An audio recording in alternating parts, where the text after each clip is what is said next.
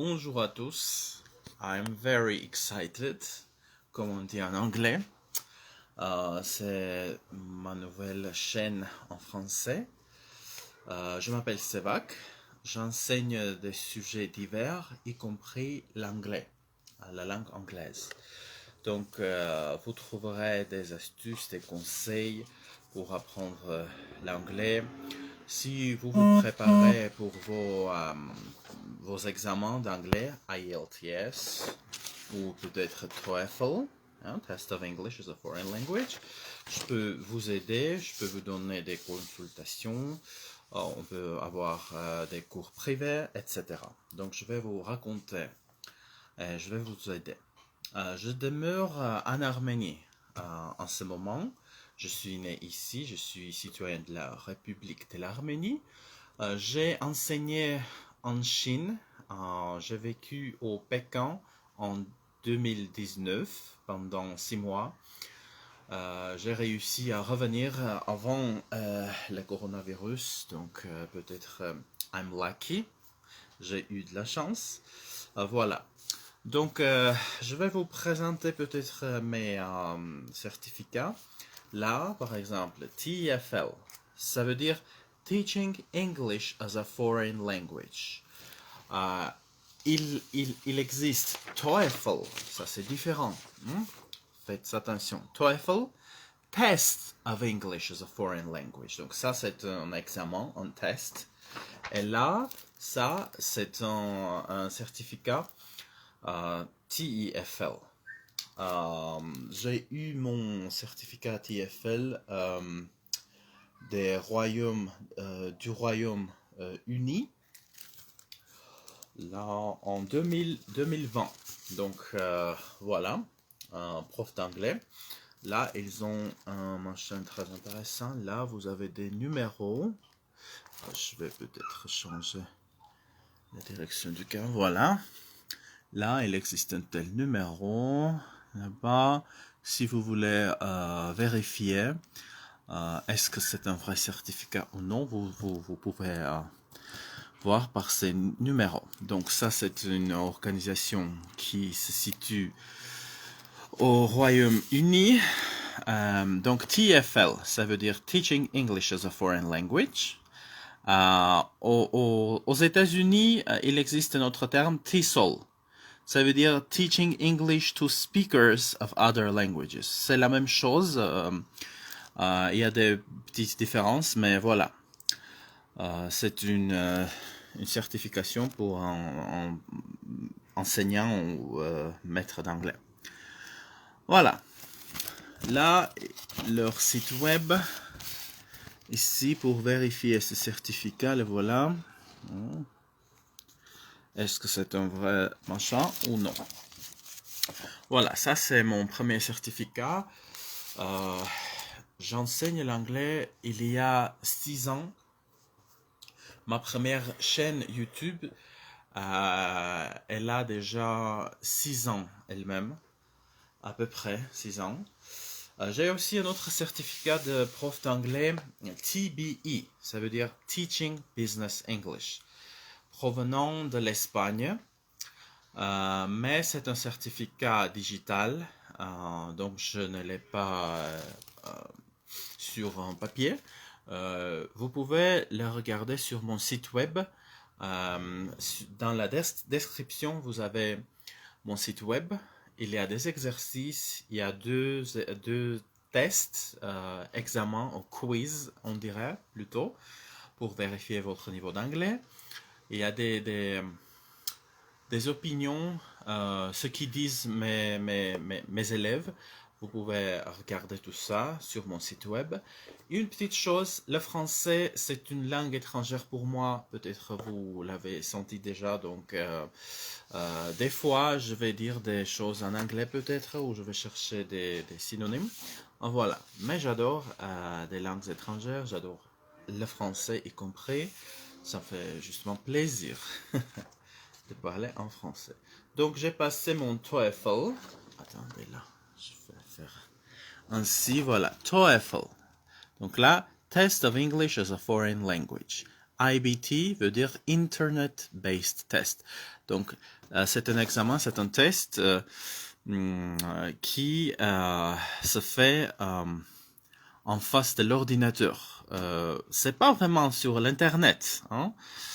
Donc c'est digital. Là, ces examens, TOEFL, IELTS, d'habitude, ils vont tester 4, comment on dit en français, skills ou 4 astuces, compétences. Est-ce que vous pouvez, comment est-ce que tu peux lire, reading, listening, écouter, speaking, parler, writing, écrire. Donc, ces 4 compétences vont décider, vont dire aux gens, aux universités, peut-être à tes boss, parce que des fois, il faut passer un tel examen pour travailler à l'étranger, au gouvernement, etc. Donc, est-ce que tu peux lire, écouter, parler et écrire en anglais? En gros, tu peux avoir 120 points. J'ai eu 108. Dans tous les 4 compétences, mes points sont assez hauts. Donc, sur l'autre côté, il y a un petit guide. Qu'est-ce que ça veut dire tous ces points? Donc, si tu as, par exemple, tu peux lire et ton point est 24 ou plus, ça veut dire ton niveau est avancé, advanced. Un niveau, tu es assez compétent. Ouais? Bon, le mien, reading, c'est 25. Donc, tous mes points sont dans le domaine de advanced, avancé. Là, c'est le test of TOEFL. D'habitude, ces tests sont... tu peux les utiliser pendant 2 ans. Là, j'ai passé ce test Beijing, ça veut dire Pékin, en Chine, en 2019. Donc, ce test n'est plus valide. Si j'aurais besoin, je devrais passer un autre TOEFL, parce que là, ce n'est plus valide, c'est outdated, on dit en anglais. IELTS. IELTS, c'est un peu différent. IELTS veut dire International English Language Testing Systems. Donc, c'est un système un peu différent. Comme avec TOEFL, aussi avec IELTS, il y a un test académique et il y a un test general. Donc, si tu veux apprendre à l'étranger, entrer à l'université, tu dois passer ton academic test. Si tu veux justement travailler ou peut-être changer ton pays parce que tu n'aimes pas le gouvernement ou le mode de vie, tu peux le faire bien sûr. Pour ces autres cas, tu auras besoin d'un test general, pas académique. Là voilà, Kirakossian Sevak, c'est moi. Candidate ID, là c'est mon truc de passeport, donc mon numéro de passeport, je ne le vous montre pas.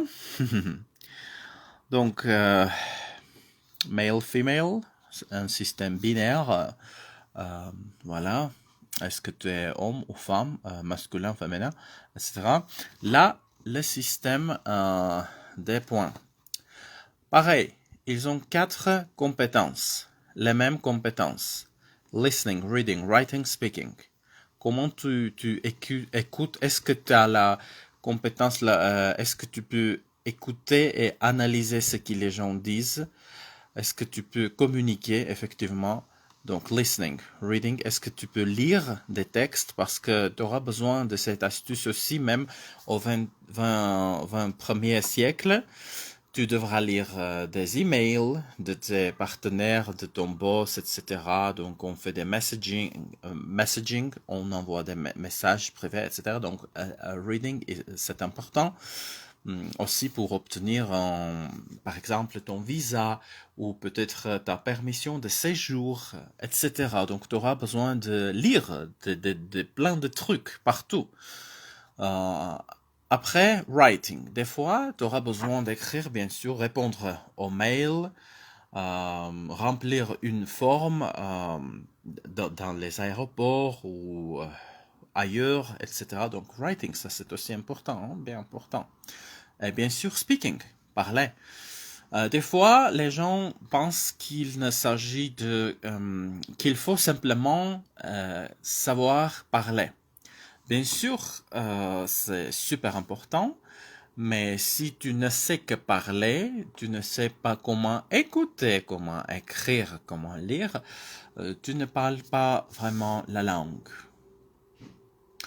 Tu es un peu handicapé si tu ne sais que parler. D'accord? Il faut apprendre, il faut savoir cela. Pareil, si tu sais bien lire et écouter, mais tu ne peux pas parler ou écrire, pareil. Il te faut travailler sur ton anglais, il faut améliorer tes astuces et compétences, voilà. Et IELTS, là, ils appellent ça band, donc un système de points. Tu peux avoir 9 points au maximum, donc tu auras tes points et à la fin, tu auras du overall band score. Un point, comment ça se dit en français, je sais pas comment dire ça. Un point au milieu, je sais pas. Il existe un système européen qui s'appelle CFR, Common European Framework of Reference. Donc, ça, c'est un système qui a été désigné par l'Union européenne. Il y a ça aide beaucoup aux gens qui veulent apprendre l'anglais ou autres langues étrangères. Donc, il y a un système de CFR. Donc là, tu as tes points en IELTS et en CFR. IELTS, c'est un système provenant de Cambridge, donc Cambridge Assessment System, British Council. Donc ça, c'est plutôt européen. Néanmoins, je suis entré à l'université à Californie avec mon truc IELTS, avec mes résultats, mon examen d'IELTS. Donc ça passe non seulement à l'Europe, mais aussi aux États-Unis, en Chine. Si tu veux enseigner aux gens l'anglais, le français, tu peux tu peux passer ton examen, obtenir tes résultats et ça t'aidera beaucoup. On peut gagner pas mal d'argent. En Chine, surtout, par exemple, au Japon, il y a des pays où tu peux enseigner, surtout si tu as un passeport provenant des États-Unis, du Royaume-Uni, d'un pays anglophone. C'est une carrière qui est très intéressante, c'est lucratif, tu peux gagner beaucoup d'argent. Là, une petite explication. Band. Les points s'appellent band à IELTS. Donc, band 1, non-user, c'est la personne qui ne parle pas anglais. Band 9, c'est un expert user. Donc, quelqu'un qui a maîtrisé l'anglais super bien. J'ai un élève, un étudiant qui avait besoin d'un band 5.5 pour avoir obtenir la permission du gouvernement canadien pour y travailler. Donc c'est un travail général, technique, qui n'est pas lié aux universités, à l'académie, etc. Donc même pour des travaux généraux, des fois, tu as besoin de passer ton examen pour que le gouvernement puisse savoir est-ce que tu parles vraiment, est-ce que tu as le niveau suffisant pour t'exprimer, pour faire ton boulot, etc. Voilà, ça c'est le IELTS. Donc voilà, j'ai expliqué déjà IELTS, TOEFL. J'ai un étudiant qui veut émigrer, donc quitter l'Arménie. Il va émigrer de l'Arménie, il va immigrer à l'Australie Là-bas, il existe, à part de TOEFL et IELTS, il existe un autre examen qui s'appelle PTE, Pearson Test of English. Là, donc, c'est un peu différent, mais en gros, ils veulent savoir la même chose. Est-ce que tu peux écouter? Est-ce que tu peux t'exprimer? Est-ce que tu peux écrire? Etc. etc. Voilà, je vous invite tous à mettre des likes à ce live et à cette page Facebook toute neuve. C'est mon premier live là-bas. Je vais partager les matériaux sur YouTube aussi. Donc, si vous me suivez sur YouTube, vous pouvez liker aussi ma page Facebook et vice versa. Et faire le contraire aussi. Si vous me voyez sur Facebook, likez ma page sur YouTube, ma chaîne YouTube. Et vous pouvez aussi me dire ce que vous pensez des infos que j'ai partagées avec vous, IELTS, TOEFL, est-ce que c'est utile? Si vous avez des questions, vous pouvez poser vos questions. En plus, qu'est-ce que vous aimeriez voir sur cette chaîne? Dites-moi quel problème avez-vous? Quel sujet vous intéresse?